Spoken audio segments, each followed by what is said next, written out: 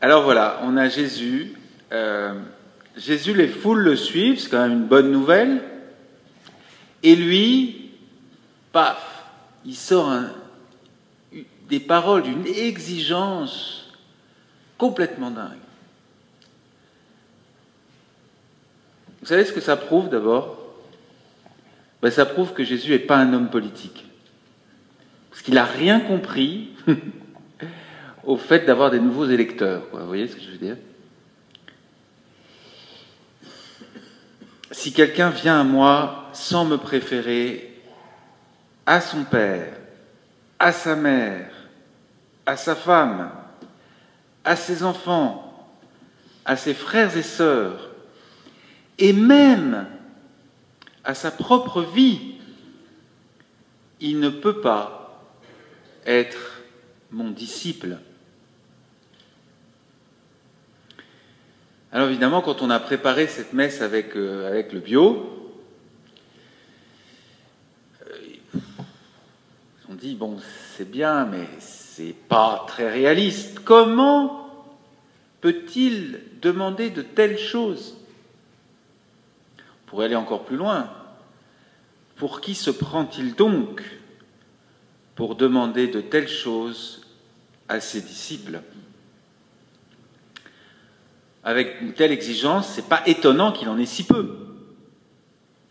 C'est ce que vous savez, c'est la réponse que sainte Thérèse d'Avila, qui souffrait beaucoup, alors elle en demande raison au Seigneur, et le Seigneur lui dit « C'est ainsi que je traite mes vrais amis ». Et alors, sainte Thérèse a dit « C'est pour ça que vous en avez si peu ». Alors on pourrait en rester là et tourner les talons, nous aussi. Mais il y a peut-être une autre manière de réagir. Et c'est cette autre manière que je voudrais vous proposer ce soir. Si au lieu de dire « pour qui se prend-il ?», nous posions une autre question, à savoir « qui est-il » ? Qui est-il? Non pas pour qui se prend-il, mais qui est-il vraiment pour tenir de tels propos? Ou encore, quelle est la réalité qu'il est légitime de préférer à son père, à sa mère, sa femme, ses enfants, ses frères et sœurs, et même à sa propre vie? Quelle est la réalité qu'il est légitime de préférer à tous ces attachements? Eh bien, pour répondre à cette question, je vous propose de prendre les choses à l'envers. Imaginons un monde où l'attachement aux parents soit vraiment préférable à tout. Où il n'y ait rien au-dessus de l'amour de nos parents. Est-ce que ça serait une voie si bonne et si raisonnable que ça? Peut-on s'épanouir réellement si on craint plus que tout au monde de déplaire à ses parents? Certainement pas. Et nous sommes tous d'accord, quel que soit l'amour que nous portons à nos parents, qu'à un moment donné, il faut pouvoir se libérer de la préoccupation de leur plaire pour pouvoir faire de bons choix dans la vie.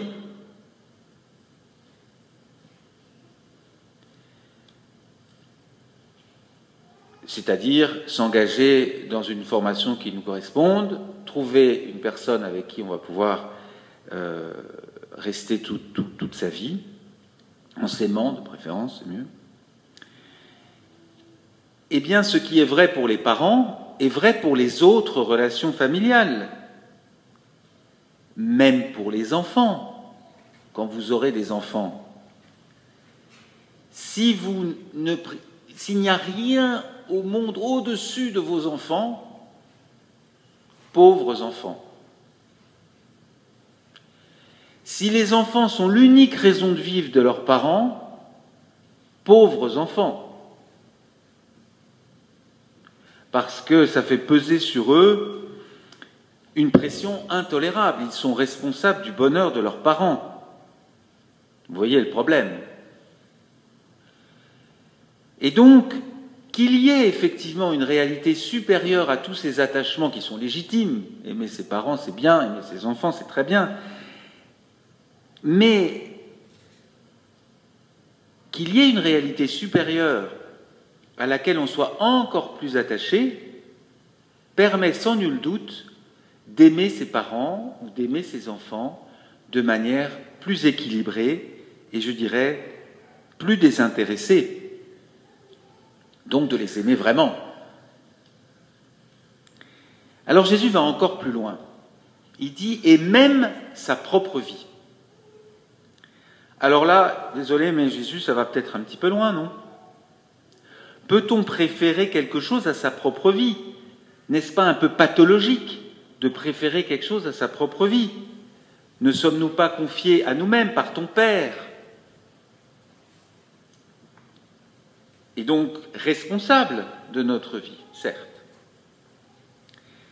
Et en même temps, si nous sommes constamment préoccupés de notre propre vie, si jamais nous n'avons le bonheur de pouvoir la mettre dans nos mains et la rendre à celui qui nous l'a donnée, en lui disant « Tiens, moi, franchement, je m'en sors plus, là, je me rends à toi, occupe-toi de moi ». Eh bien, si nous sommes constamment préoccupés de notre propre vie, ça conduit aussi tout droit à la névrose. Si la mort, parce que c'est la mort qui menace la vie, si la mort, qu'elle soit physique ou sociale, nous obsède constamment, est-ce que nous trouverons la force de prendre des risques sans lesquels on ne peut pas accomplir notre mission sur la Terre? Je prends un exemple complètement par hasard.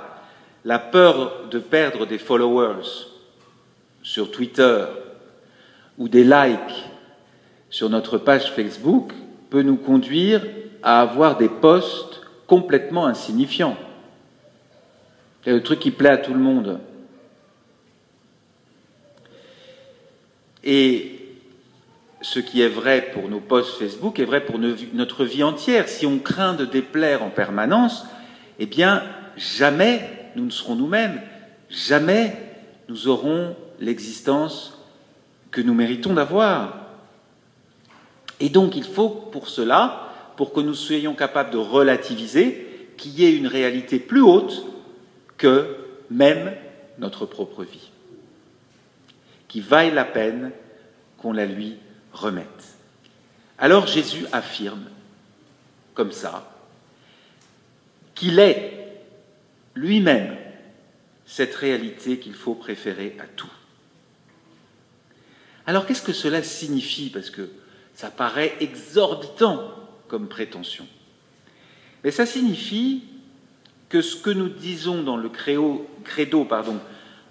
en lui tout a été créé,